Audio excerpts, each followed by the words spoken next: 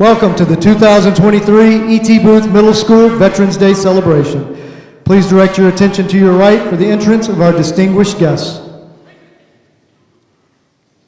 Our first guest is E.T. Booth Middle School Principal, Mr. Todd Sharrock.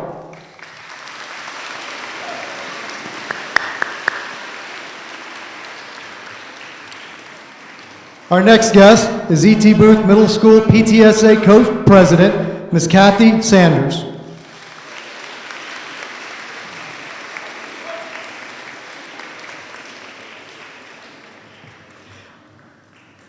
Our next guest is E.T. Booth Middle School PTSA Co-President, Ms. Stacy Joseph.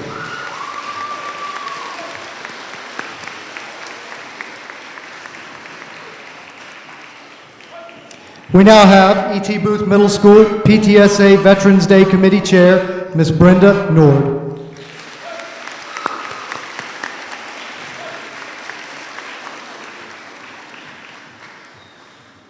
And back by popular demand, we have Dr. Lawrence Grzecki, U.S. Army Major, retired, CCSD teacher, retired.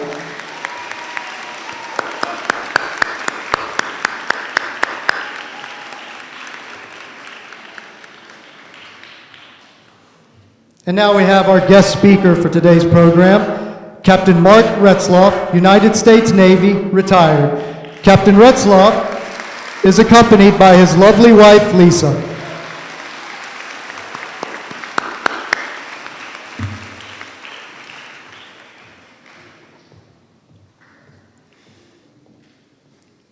And now everyone, please give a very warm welcome for our attending veterans and guests.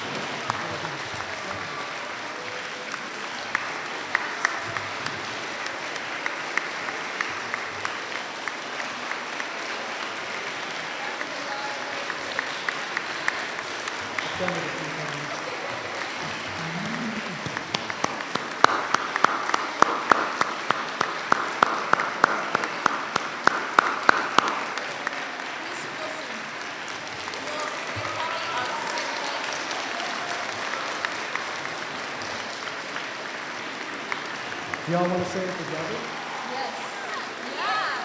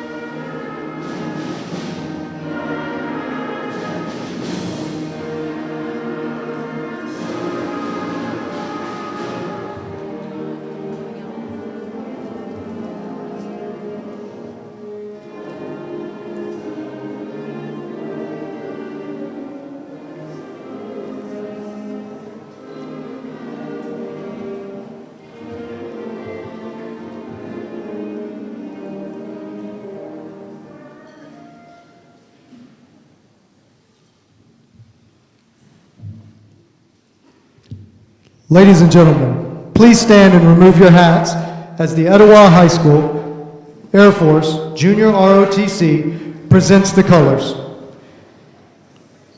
Commanding today's color guard is Cadet Major Sean Cole.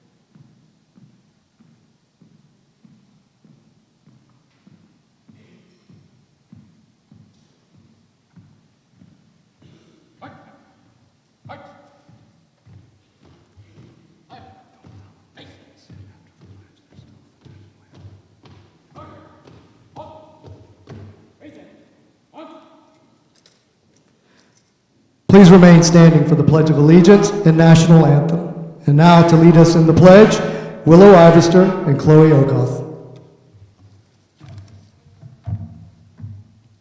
Ready? Yep. Okay. I pledge allegiance to the flag of the United States of America and to the republic for which it stands, one nation, under God, indivisible, with liberty and justice for all. Please remain standing for the national anthem.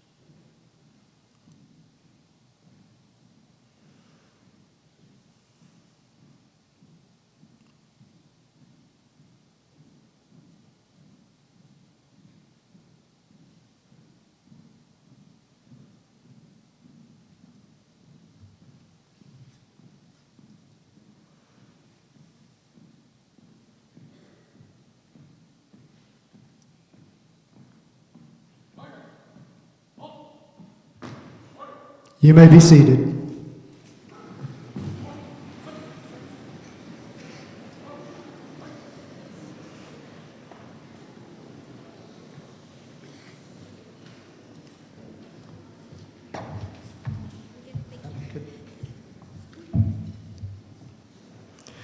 Ladies and gentlemen, it is my pleasure to introduce to you our principal here at E.T. Booth Middle School, Mr. Todd Sherrod.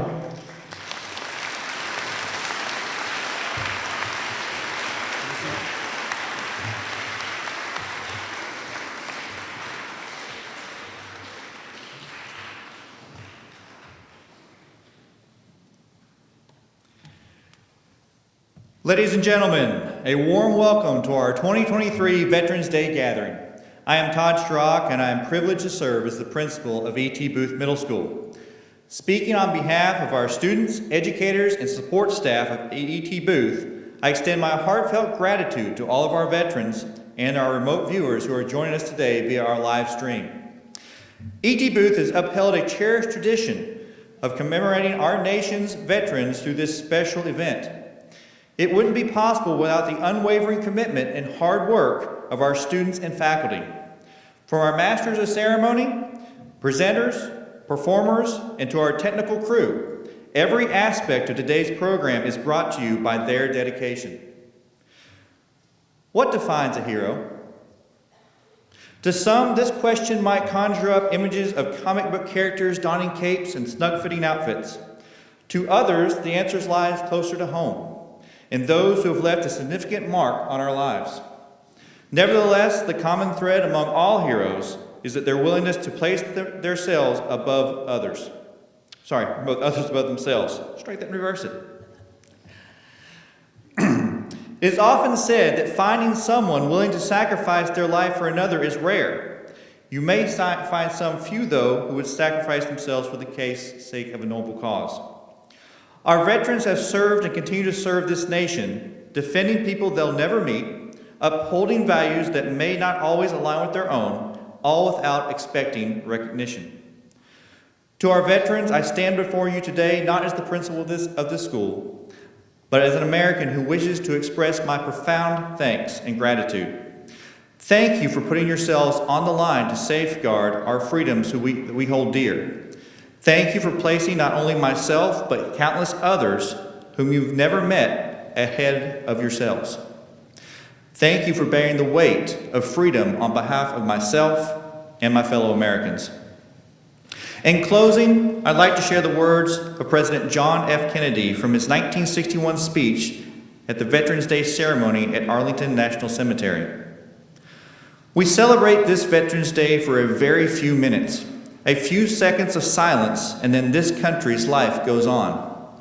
But I think it most appropriate that we recall on this occasion and on every other moment when we are faced with great responsibilities, the contribution and the sacrifice which so many and their families have made in order to permit this country to now occupy its present position of responsibility and freedom.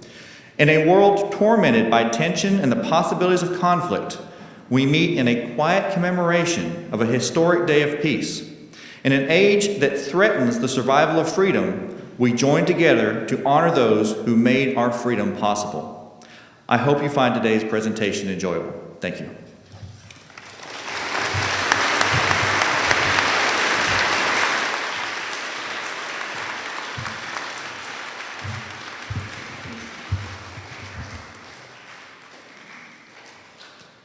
Thank you, Mr. Sherratt. Okay, I've got to do this. Happy birthday, Marines. Hoorah! Once again, our students have put together a fantastic presentation for you. The dedication of these students and their teachers never ceases to amaze me. Every year, it gets bigger and it gets better. I want to start by giving a big thank you to all the teachers and staff that worked so hard to put this program together. We also need to give a huge thank you to our incredible PTSA and our administration. Without the combined efforts of these parents, teachers, and administrators, a presentation of this magnitude would not be possible. It is our hope that when our guests leave here today, they feel the appreciation that they have earned and a strengthened faith from these young people that our future of our country is in good hands. Speaking of incredible young people, I'd like to introduce your guides for today's program. They were selected through an arduous tryout process and have worked for months to prepare. In fact, all of the students you will see here today have worked tirelessly to prepare and present their parts. All of the narrations you will hear today were prepared by students. So, without further delay, I give you our Masters of Ceremony for the 19th Annual E.T. Booth Veterans Day celebration, Ms. Chloe Okov and Ms. Willow Ivester.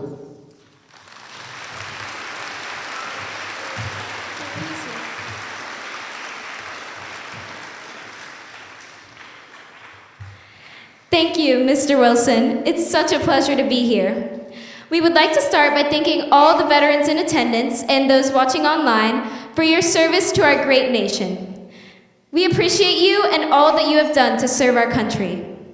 We would like to read for you now a brief explanation of who and what a veteran is. As veterans, we are the descendants of this great country's first army, the Minutemen who fought at Bunker Hill, the beat-up but never-say-quit troops of the Continental Army at Valley Forge in Yorktown, and the damn the torpedoes, full-speed-ahead Navy. We are people who, at one time in our lives, had plenty of practice working long before dawn to long after dark. We are people who know what it's like to fight in battle and see friends harmed. We are people who've lived around the clock for days on end without hot meals, clean clothes, showers, sheets, or flush toilets. We are people who could field strip a pistol, rifle, or machine gun in 30 seconds, clean, then reassemble in less time, and do it in the dark. And while we often did not have time to brush our teeth, we are people who always found time to clean and maintain our weapons, our tanks, our airplanes, and our ships. Maybe as we were growing up, we did not always share our things with a brother or a sister. But in the midst of battle, we never hesitated to share anything and everything with our buddies on our left and on our right, carry in our arms a wounded soldier to a medevac helicopter, or a shipmate to a sick bay, or fly tight to escort a shot-up wingman. We paid our dues, and we did so without flinching because we loved our country and were willing to put our lives on the line to prove it. Just as our family members, we took an oath and solemnly swore to defend the Constitution of the United States of America against all enemies, foreign and domestic. We made a promise to the American people to defend them and protect their freedoms, and we delivered on that promise. It's good to stop from time to time and recognize that every veteran has earned, but does not always receive, our nation's grateful admiration and respect. They earned it with their dedication, with their courage, oftentimes with their blood, and they earned it with a duty well done. Here at E.T. Booth Middle School, we do not let our veterans' service to our country go unnoticed. The E.T. Booth Veterans Day program was started 19 years ago to honor and recognize not only the local soldier deploying from Georgia National Guard's 48th Combat Brigade to Iraq, but also the family left behind, specifically the children of these veterans attending E.T. Booth Middle School. When units deploy from large bases, there are support groups in place to help families cope with the difficulties associated with the loved one's deployment. With this in mind, the E.T. Booth Veterans Day program was born with a dual purpose: to honor our veterans and to let their children know that we're here for them. And now, we would like to take a minute to recognize the veterans that work here at E.T. Booth. Veterans, as we call your name, please approach the podium. Please hold your applause until the last name has been called. Mrs. Monica Bastersi, United States Navy. Officer Brack, United States Navy. And Mr. Dylan Armbruster, United States Army. Dr. Lawrence Gruzecki, United States Army, Desert Storm. Mr. John Wilson, United States Marine Corps, Mogadishu, Somalia. And Mr. Michael Hackney, United States Marine Corps, Iraq. Thank you for your service to both our school and our country.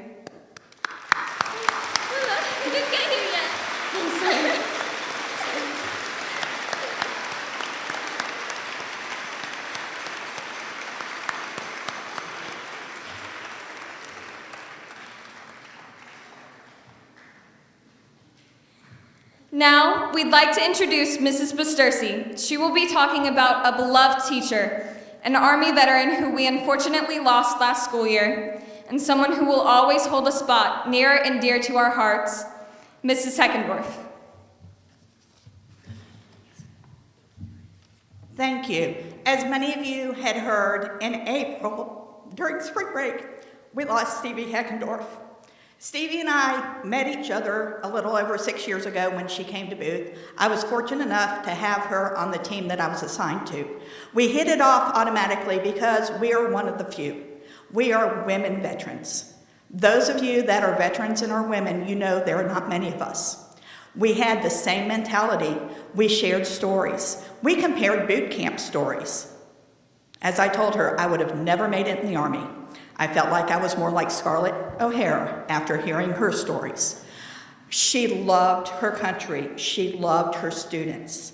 She loved everything that she did. She joined the military for the same reason most of us did. We both joined in the 80s. It was to see the world, to travel, and to serve our country.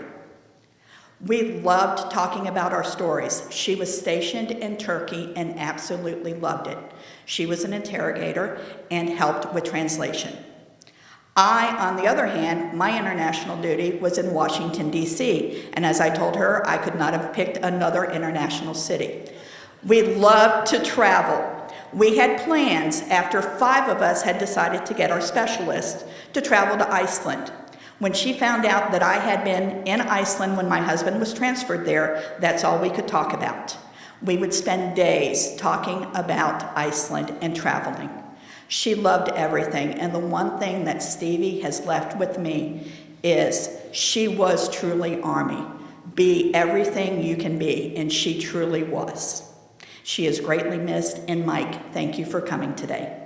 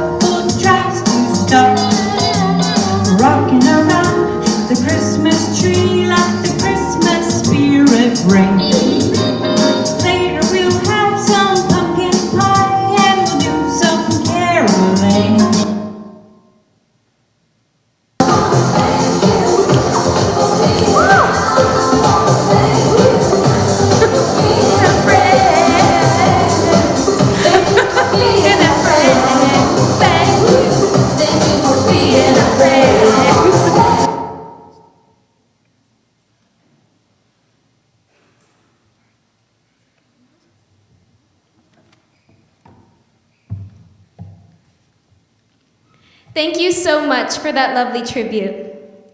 Now let us please give a warm welcome to our E.T. Booth Band, who will present the song This Is My Country.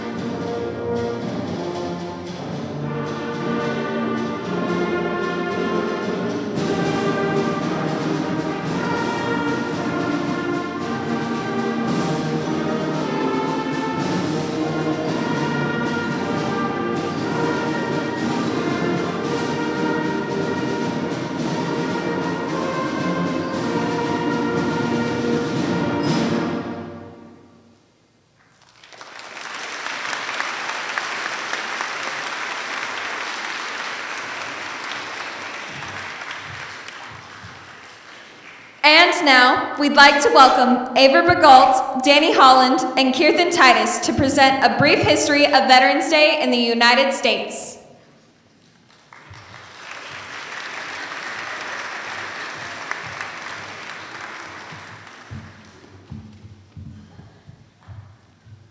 There is a day in the spring when we remember those who served our country and did not come home. But today, Veterans Day, is the day when all across America, in gatherings large and small, we pause to remember those who served and did come home. Vice President Pence, 2019. On this day, we remember all our veterans that have served and continue to serve their community. Veterans deserve this recognition because they've protected our freedom and rights and provided services to aid those in need. The United States first established a form of recognition of veterans following World War I. The First Great War resulted in 8 million casualties. Fighting ceased when an armistice, or temporary cessation of hostilities between the Allied nations and Germany, went into effect on the 11th hour of the 11th day of the 11th month. In November 1919, President Wilson proclaimed November 11th as the first commemoration of Armistice Day with the following words: "To us in America, the reflections of Armistice Day will be filled with solemn pride in the heroism of those who died in this country's service, and with gratitude for the victory, both because of the thing that has freed us and the opportunity that has given America to show her sympathy with peace and justice in the Council of the Nations. We should be grateful for all veterans because what they have done and what they continue to do for our country." The original concept for the celebrations on this day included parades, public meetings, and a brief suspension of business beginning at 11 a.m. The United States Congress officially recognized the end of World War I when it passed a concurrent resolution on June 4, 1926, to display the flag of the United States on all government buildings on November 11th. An act approved May 13, 1938, made the 11th of November in each year a legal holiday, a day to be dedicated to the cause of world peace and to be thereafter celebrated and known as Armistice Day. The first celebration using the name Veterans Day occurred in Birmingham, Alabama in 1947. Raymond Weeks, a World War II veteran, organized National Veterans Day, which included a parade and other festivities to honor all veterans. The event was held on November 11th. Birmingham's Veterans Day Parade, held each year, has been the longest-running Veterans Day parade in the country. In 1953, Alvin J. King of Emporia, Kansas, proposed changing Armistice Day to Veterans Day to recognize veterans from all wars and conflicts. The holiday was first celebrated in Emporia the same year. U.S. Representative Edward Rees of Kansas proposed a bill that would change the name Armistice Day to Veterans Day. On June 1st, 1954, President Eisenhower signed a bill proclaiming November 11th as Veterans Day to honor American veterans of all wars. On October 8th, 1954, President Eisenhower issued a presidential proclamation concerning Veterans Day in which he stated, "On that day, let us solemnly remember the sacrifices of all those who fought so valiantly on the seas, in the air, and on foreign shores to preserve our heritage of freedom. And let us reconsecrate ourselves to the task of promoting and enduring peace so that their efforts shall not have been in vain." And Veterans Day continues to be celebrated throughout the country and in Atlanta on November 11th. Veterans Day is a remarkable day of celebration to honor our veterans who have served their country and returned to serve those in their community. During their service, veterans have had many undesirable experiences. They also experience the bond to their fellow service members that comes with confronting the challenge of military service. As they blended back into society, they brought with them their companionship and compassion that helped them thrive while in the service of our country. Those who have served pass along their patriotism to all those who they know and love. They are loyal to our country, so it is important that we be loyal to them.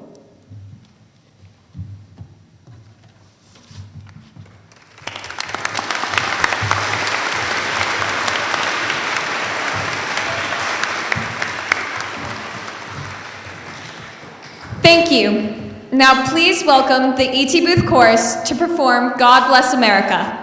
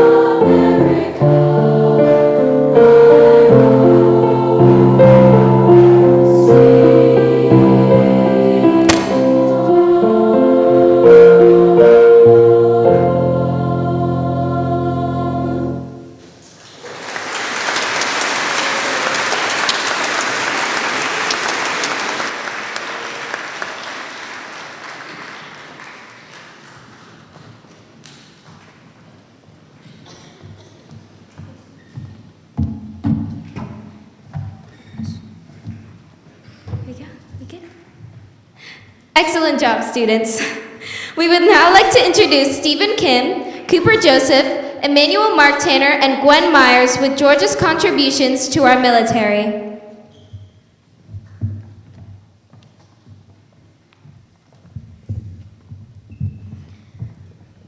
The state of Georgia has contributed honorably to the United States military. Specifically, camps and forts were created in the state during both World Wars to train soldiers, house prisoners of war, and to provide vital military supplies and equipment.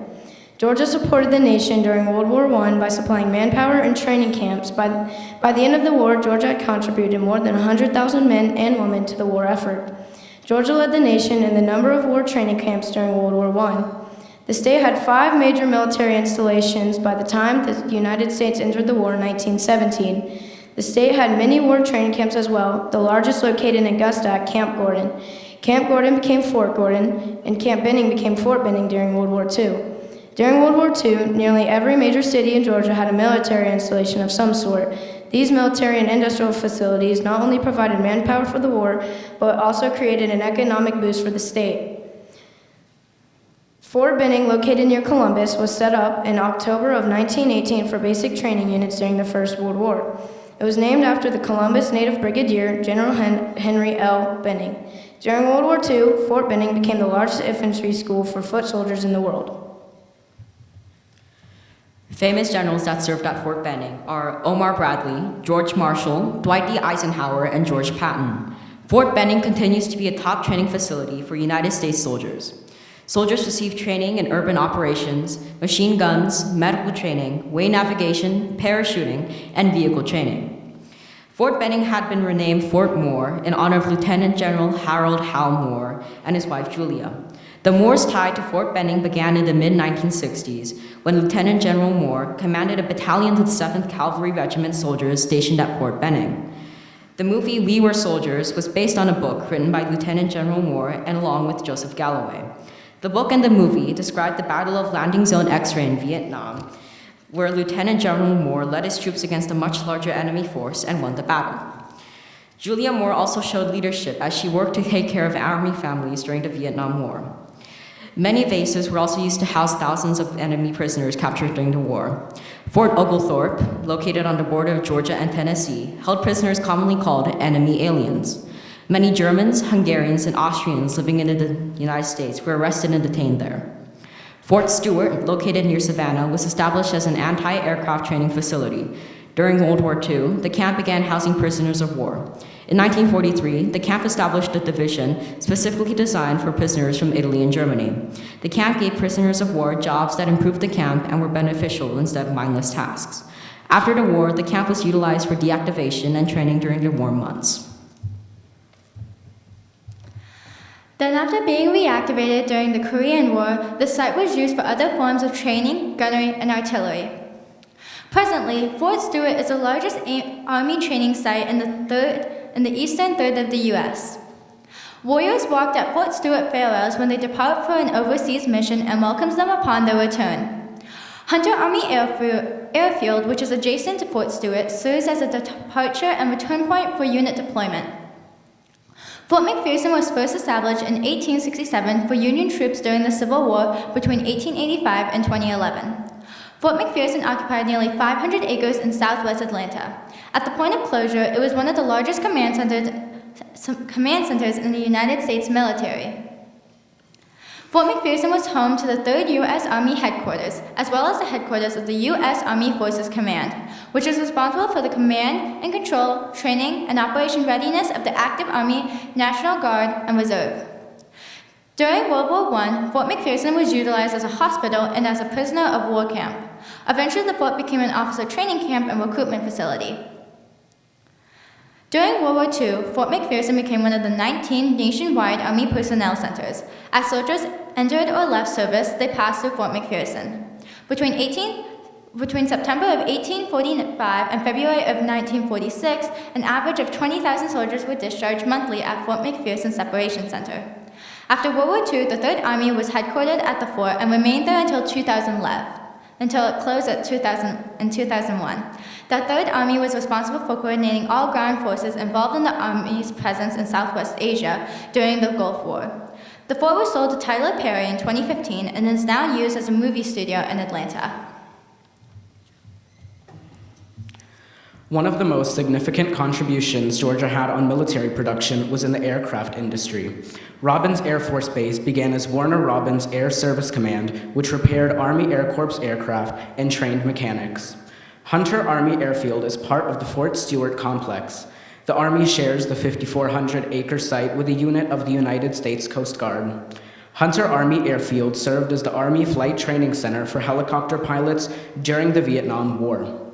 The airfield now supports training of the Army's 175th Ranger Regiment, was chosen as an alternate landing site for certain space shuttle missions, and a deployment and support base. Before and during the war in the Persian Gulf, Hunter Army Airfield provided aircraft and crew for troop transport overseas. The Bell Aircraft Corporation chose Marietta as a site to build planes. Marietta was an ideal location as it was far enough away from the coast where attacks might happen, but close to Atlanta and its railroads. Between 1942 and 1945, the Bell Bomber Plant established itself as one of the main military industrial centers in the Southeast and was the largest ever built in the Deep South. Marietta Army Airfield was built in 1943. The name changed to the Dobbins Air Force Base in 1950 after World War II in honor of Captain Charles Dobbins. Currently, the Dobbins Air Force Base is the only U.S. military facility in North Georgia. Georgia provided many more military installations. During World War II, Hartsfield-Jackson Airport began as Atlanta Army Airfield. Presently, the Ranger Training Camp near Dahlonega still trains soldiers to become Rangers, and Kings Bay remains as a base for the Navy's submarines.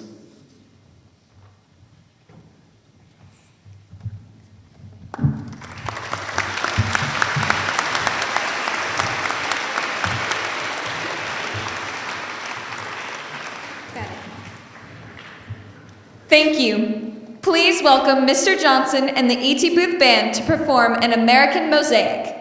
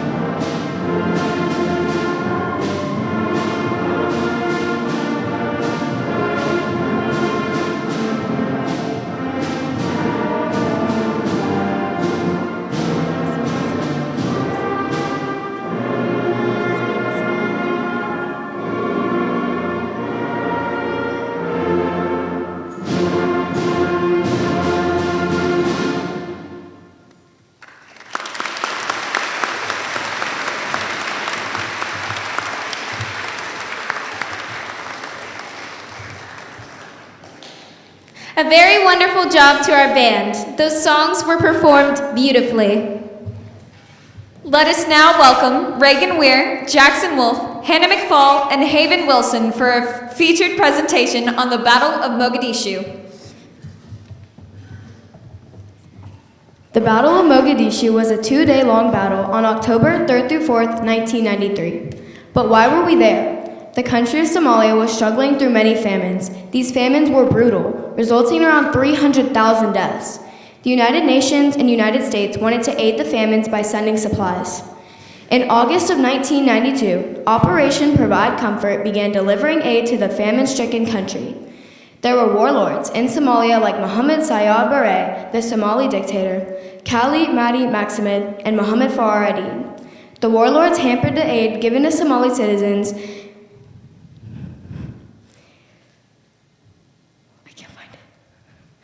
and hoarded the supplies for their militias. The Somali dictator, Mohammed Siad Barre, was overthrown by his opposition warlords, Maxamed and Aidid. The conflict hurt agriculture, resulting in famine. After the warlord and clan leader, Mohammed Farah Aidid, ambushed a Pakistani peacekeeping team, the United States identified Aidid as the worst offender. On December 9, 1992, U.S. Marines would land on the beaches of Mogadishu, signaling the beginning of U.S. and UN military intervention in Somalia under Operation Restore Hope. U.S. forces would begin to come under more and more fire in Mogadishu. This prompted U.S. President Bill Clinton to send in Army Rangers to aid the capture of Aidid. Major General William Garrison was in charge of leading the raid on the Olympic Hotel in Mogadishu, where Aidid was supposedly hiding. An assault group fast roped in from helicopters and secured the hotel, taking 20 prisoners with them. But none was Aidid. Operations were delayed by Somali tire fires set to act as roadblocks and limit visibility. 2 Black Hawk helicopters that were flying support for the mission were then shot down by rocket-propelled grenades, leaving the soldiers on the ground stranded and their surviving pilot at the crash site at risk. The soldiers on the ground would come under heavy fire and had to shelter until morning, as armored personnel carriers that were to be used for rescue were delayed. Meanwhile, at one of the crash sites, 2 U.S. Army Delta Force operators were given permission to drop into the crash site and bravely fought off Somali fighters in defense of trapped Black Hawk helicopter pilot Michael Durant. The Delta operators were ultimately killed in the battle, and the pilot captured. Michael Durant was held hostage for 11 days before being freed. The next morning, United States and United Nations forces fought all the way to the crash site with around 100 vehicles and extracted the remaining survivors while fighting a running battle every step of the way. The bodies of dead Americans were dragged through Mogadishu by Somalis. U.S. casualties in the 2-day conflict consisted of 18 dead, 84 wounded, with fewer than 200 American personnel involved in the initial assault, and 13 casualties among UN personnel. There was an estimated 700 to 1,500 Somalis who died, but the total remains unknown.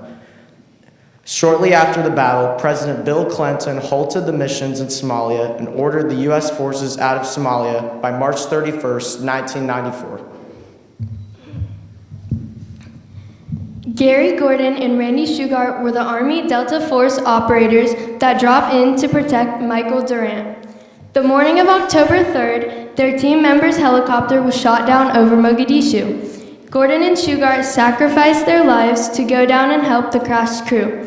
They protected the crew and fought off Somali attackers with only their personal weapons. Sadly, while protecting the crew, they were shot and killed by the Somali militia. Because of their bravery and sacrifice, President Bill Clinton awarded their families with the highest military award possible, the Medal of Honor, on May 23, 1994. Back in Somalia, Mohammed Farah Aidid managed to evade capture, but died in August of 1996 from a heart attack while in surgeries for injuries sustained in battle with the rival militia.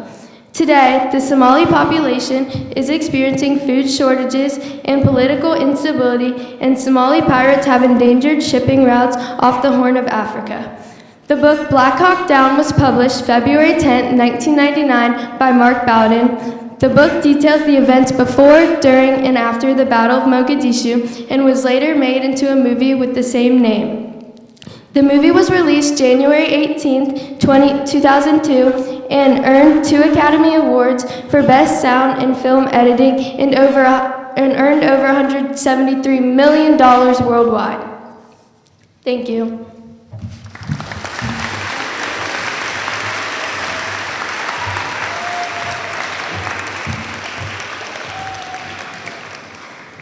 Now let us please welcome our E.T. Booth Chorus to perform This Land Is Your Land and America the Beautiful.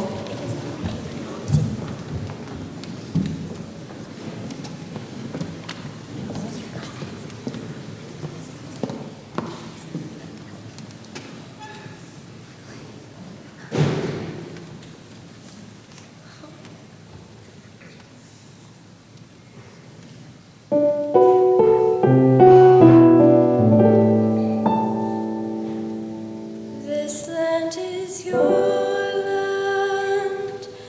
This land is my land. From California to the New York Island, from the Redwood Forest to the Gulf Stream waters. This land was made for you and me. As I was walking down the Rivendell Highway, I saw above me that endless skyway. I saw below me that golden valley. This land was made for you and me. Oh, this land, oh, this land. This land was made for you and me. Oh, this land, oh, this land. This land was made for you and me. You and me.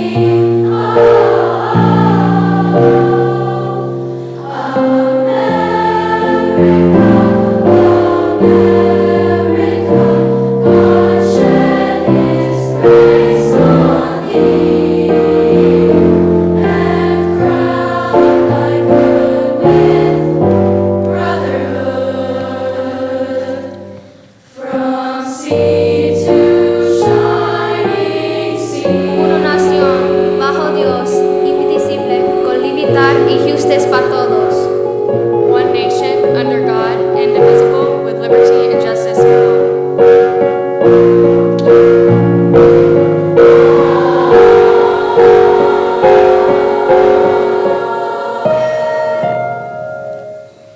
Cause this land was made for you and me.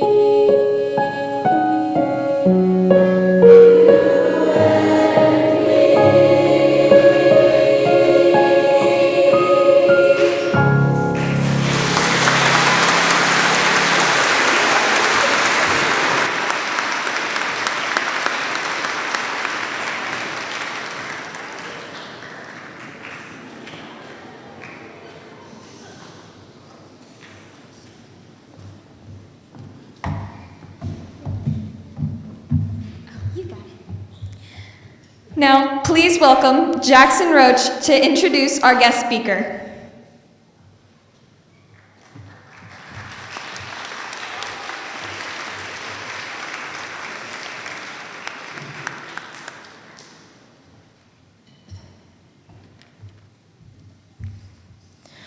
Captain Retzloff is a native of Pittsburgh, Pennsylvania, and graduated from the United States Naval Academy in 1988 with a Bachelor of Science in Mathematics. Following his commissioning, he reported to Pensacola for flight training and earned his naval aviator wings at NAS Corpus Christi in January 1990. He completed P3 FRS training and reported to his first aviation assignment with Patrol Squadron 44's Golden Pelicans based in Brunswick, Maine. While in VP-44, he served as the Aviation Life Support Branch Officer, flew the P-3C, and qualified as a 2P. In April 1991, Captain Retzloff was transferred to Patrol Squadron 11 based in Brunswick. Captain Retzloff's tour with VP-11 included 2 overseas deployments. One in support of counter-narcotic operations flown from Roosevelt Roads, Puerto Rico, and the second in support of 2 operations, Operation Sharp Guard, flown out of NAS Sigonella, Italy, and the second, Operation Desert Calm, flown out of Jeddah, Saudi Arabia. Captain Retzloff left active duty in June 1996. While in reserves, he served in many roles, including, but not limited to, maintenance officer, operations officer, training officer, and eventually commanding officer. Captain Retzloff would go on to command Training Squadron 4's Argument Unit, CVN LANT 0186. In our Joint Forces Command, where he assumed the duties of Deputy Reserve Directors J6 and the Navy Reserve Component's Chief of Staff, the JECC at the Joint Warfare Center in Suffolk, Virginia, and finally the U.S. Transcom's Joint Transportation Reserve Unit out of Scott Air Force Base. Captain Retzloff's personal awards include the Defense Superior Service Medal, the Defense Meritorious Service Medal, the Navy Meritorious Service Medal, 2 awards, and the Navy Commendation Medal, 2 awards, and various unit awards. Captain Retzloff is currently a Boeing 767 captain and line check airman for Delta Airlines. He and his wife, Lisa, reside in Smyrna, Georgia.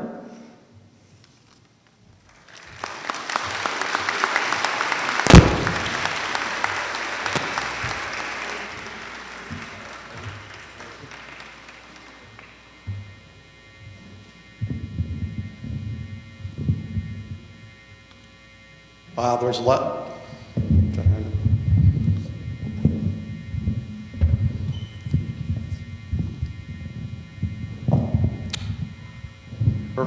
More people out there than I thought there would be. So, ladies and gentlemen, staff and faculty of the BT Booth, veterans, distinguished guests, and most importantly, the students and family of BT Booth, welcome to today's Veterans Day celebration. I'd like to start by thanking Principal Chirac for giving me the opportunity to speak today. Thank you, sir. And for Mr. John Wilson for inviting me to be his guest speaker and for his service in the Marine Corps. It's been 6 years since I was the guest speaker, but I'm still excited to be with you today. I started to prepare my comments several months ago, and all of a sudden I realized I hate public speaking. I thought, if I had my wife write me, "Mark's sick, he can get out of this, no problem," I could bow out gracefully. No kidding.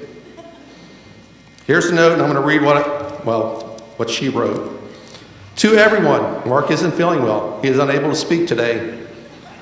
Commander of the House. Unfortunately, it's not signed.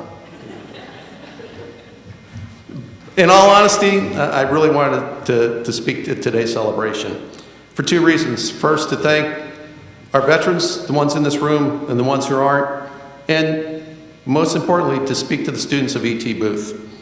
I wanted to tell you that I was once in your shoes 40 plus years ago, but I was there.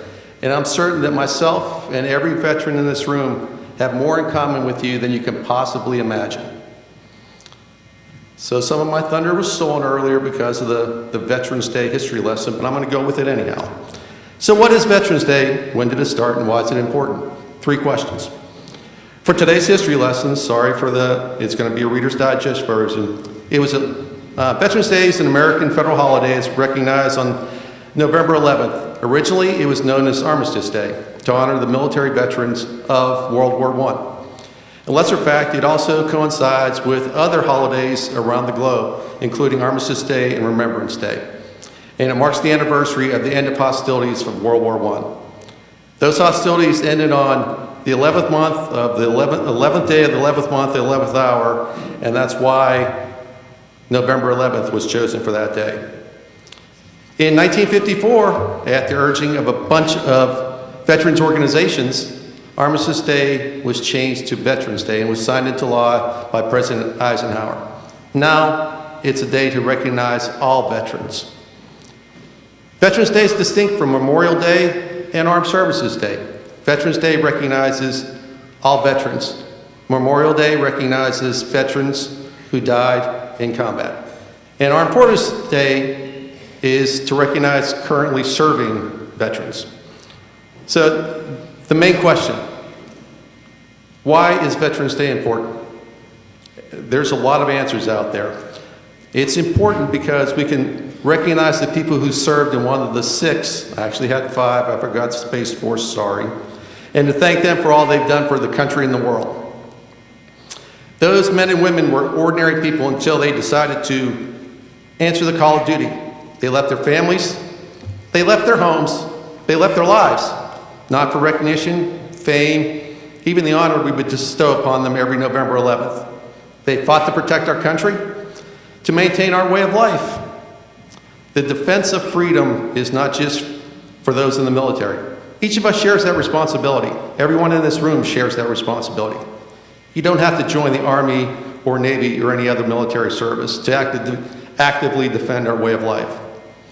We can protect our freedoms by simply maintaining it here in America. If we want to preserve our freedom, put that freedom into action every day. Webster's defines service as, and I will quote, the action of helping or doing work for somebody, and military service as the period of time somebody spends in a branch of one of the armed forces. Every person in this room has a definition of what military service means to them. What it means to me is doing a job in support of this country, a job that protects our freedoms for our citizens and for the people around the world. I served more for my family and friends than I did for our country. We can serve by volunteering in our communities or teaching children what it means to be American. Veterans Day isn't a day just for veterans, it's a day for all Americans. It's a day to remember all who have served and what they have done for us, and also a day for each of us to begin our journey of protecting our freedoms. I grew up in a small town in southwest Pennsylvania, 20 minutes from Pittsburgh. Probably very similar to everyone in this room, all the students in this room. I went to school less than a mile from my house. I went to middle school less than 3 miles from my house.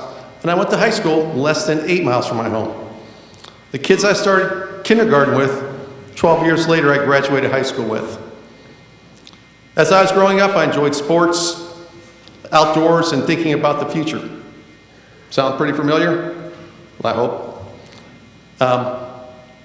From there, United States Naval Academy, flight school, 8 years of active service, 20 years in the reserves, for service in 3 armed conflicts, and currently, luckily, career as a Delta pilot. It's not really important what I did. The important thing here is for the students is that middle school is an important first step. Each student in this room has enormous potential. With hard work, perseverance, you can achieve your dreams, make a lasting impact on our world, and achieve amazing things. It's all possible because of the freedoms this nation's veterans have provided you. As you move on to high school, college, a job, having a family, and all that your futures hold, remember that service in or out of our military is important and fulfilling.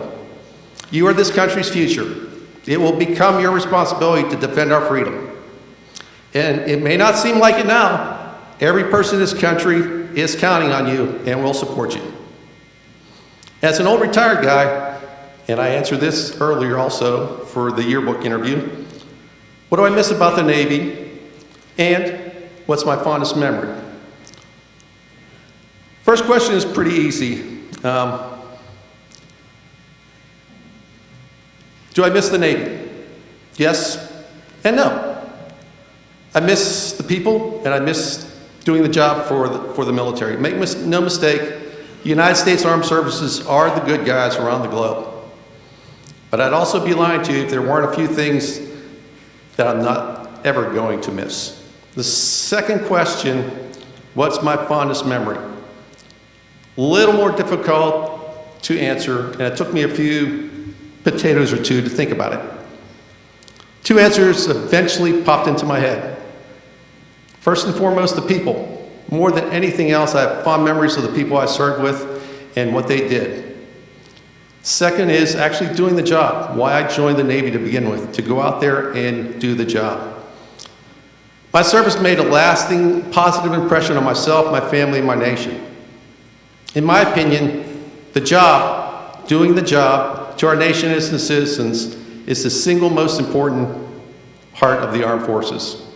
I may be wrong, but I would guess that most of our veterans will agree that the job and people are the two fondest memories. So why do people serve? Many, many reasons, and like DNA, that's specific to each individual. Some people want to see the world. I had the opportunity to see some of the greatest places on earth, some of the most unusual places on earth, and more than a few that I'm glad I'll never have to go back to. Everyone that has a long career in our military undoubtedly can say the same thing. Others join because they want an education. It's a life-changing opportunity to get an education that's paid for. Still others want the training or the experience that they can gain. This experience, coupled with the discipline and leadership learned in our armed forces, are why so many employers seek our veterans, and why so many veterans are exceptional employees, business owners, and executives. The best number that I found, there are currently 18 Fortune 100 chief executive officers that were veterans. Companies like Johnson & Johnson, Federal Express, Verizon, Procter & Gamble, and Lockheed Martin, just to name a few, are all led by veterans. Other people serve because it's an expectation. Their grandparents serve, my great-grandparents serve, a parent served, a brother, a sister, an aunt, and uncle served, so it's a foregone conclusion that they will serve. My father was a Marine. I have uncles that were both in the Navy and the Air Force. My brother-in-law was a Marine, and my father-in-law was a 30-year Navy veteran who served in World War II, Korea, and Vietnam. Any reason to serve is a valid one, any reason at all. So who serves?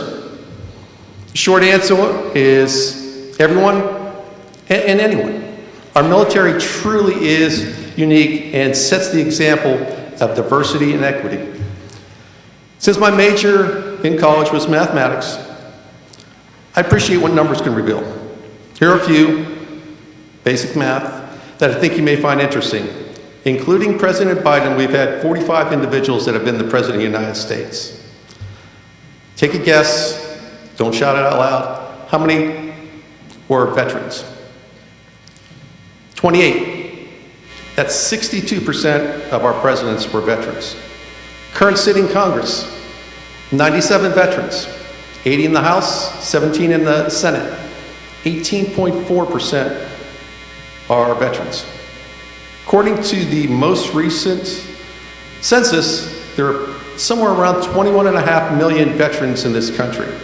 Of those 21.5 million, 16 million have served during an armed conflict. Pretty amazing.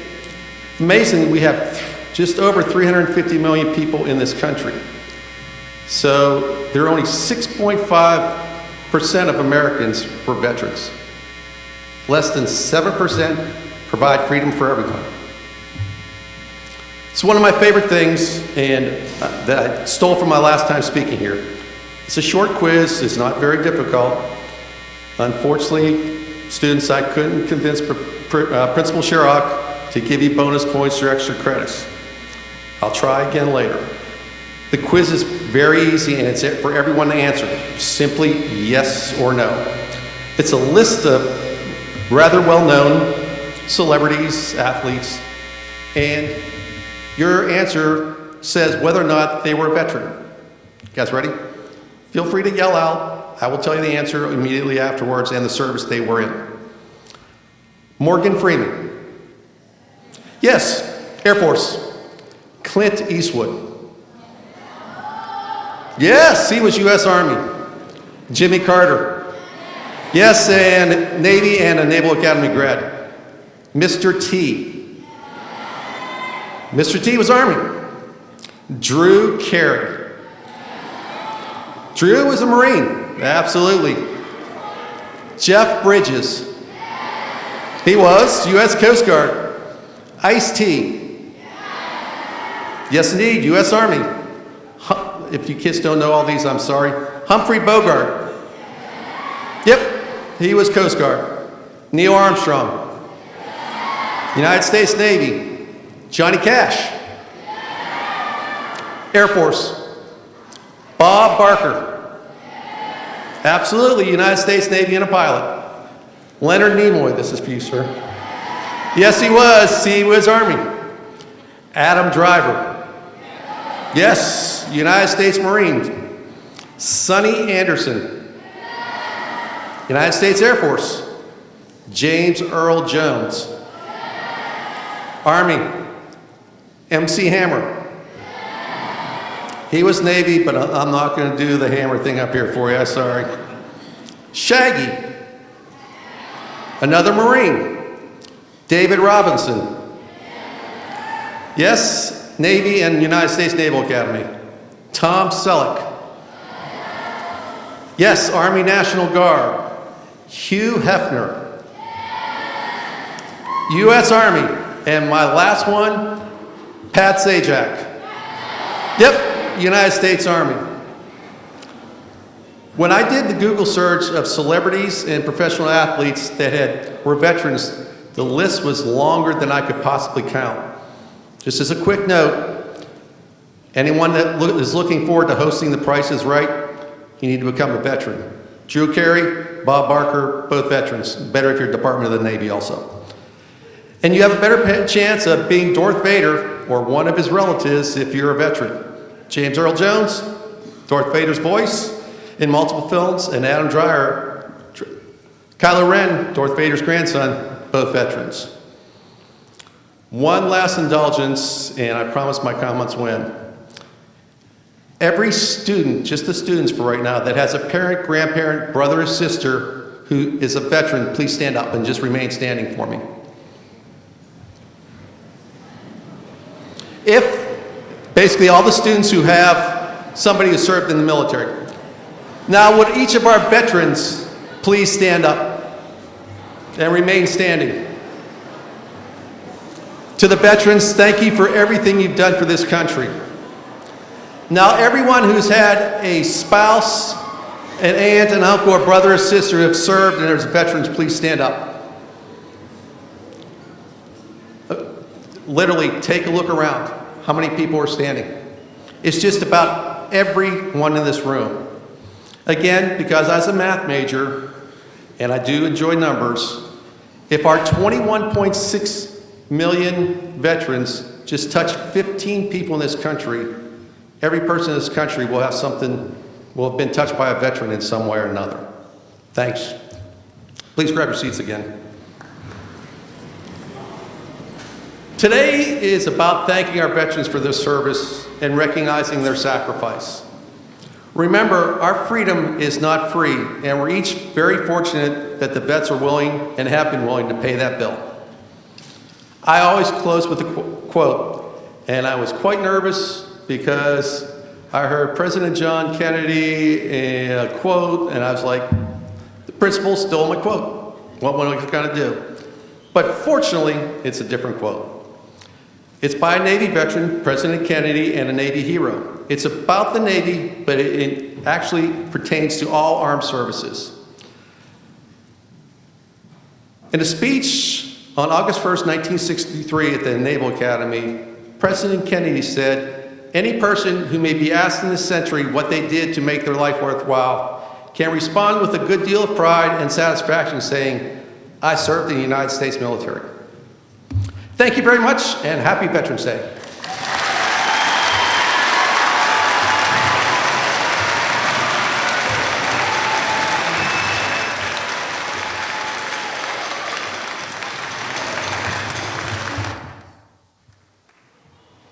So hi. Okay. Yeah.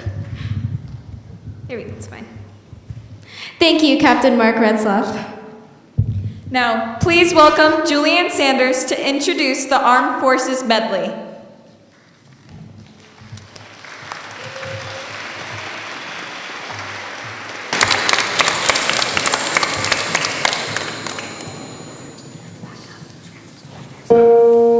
Citizenship does not come without responsibility. The high calling does not mean we are free to neglect the important role we must play in the preservation of our nation's liberty. The freedoms we enjoy today did not come without a price. There were some who gave of their fortunes and lands, and some who dedicated their lives for public service. There were also many who left the comforts of home and family to defend our nation in far-off lands. And there were far too many who made the supreme sacrifice for their country.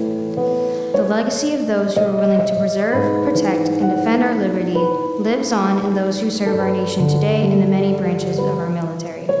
The debt we owe them can never be adequately paid and our gratitude never fully expressed, but it is fitting that we acknowledge our appreciation and pay tribute to the men and women of the armed forces of the United States of America.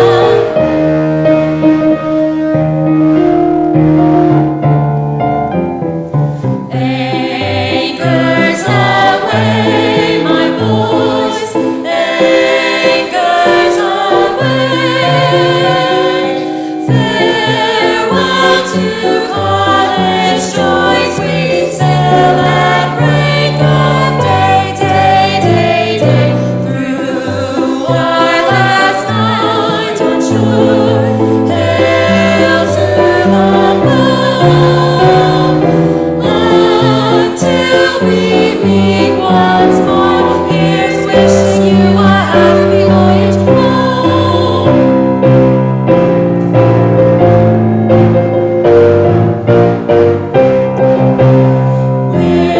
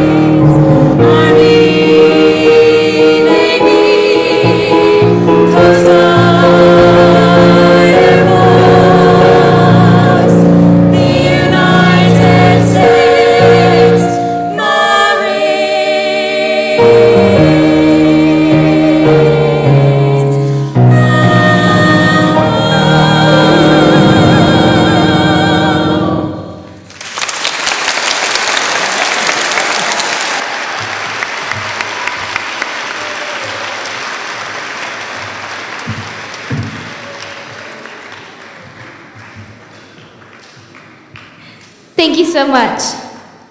As you know, Veterans Day is November 11th, but today, November 10th, happens to be the birthday of the Marine Corps.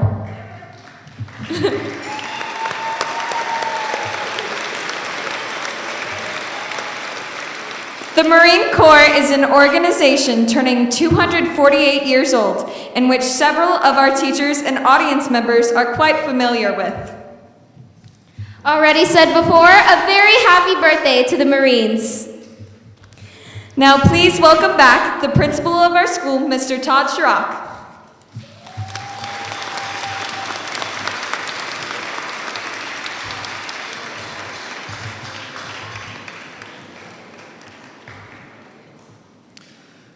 Well, thank you again for joining us today to celebrate our veterans. I'd like to take just a moment to recognize some of the groups and individuals who have worked diligently to prepare for this event. First and foremost, our students who have shared their amazing talent with us today.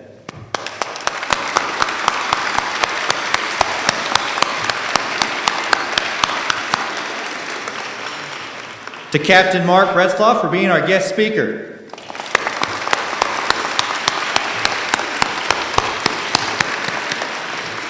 And I want to point out something that during his speech, we often wonder, why do we put so much effort into this presentation and for our students and things that happen today? It's a big production. Well, that activity today where everyone stood, that's why we do it. Our veterans affect everyone. I don't think there was a person in this room not standing. So veterans, thank you again for your service.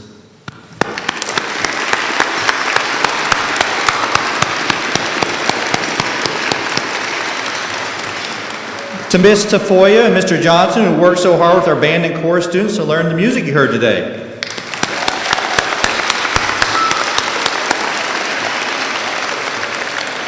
Our faculty ensemble, who shared their talent with us.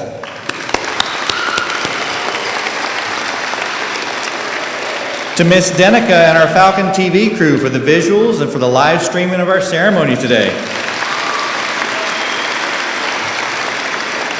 To our National Junior Honor Society students and sponsors who prepared to serve as liaisons for our guests. To our fabulous PTSA and their help in setting up and registering guests and always being there to meet the needs of our schools.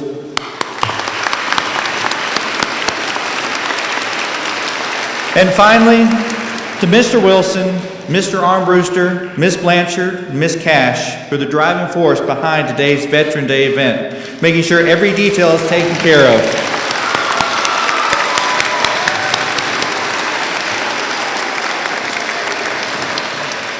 Thank you for spending this special time with us in honor of our veterans.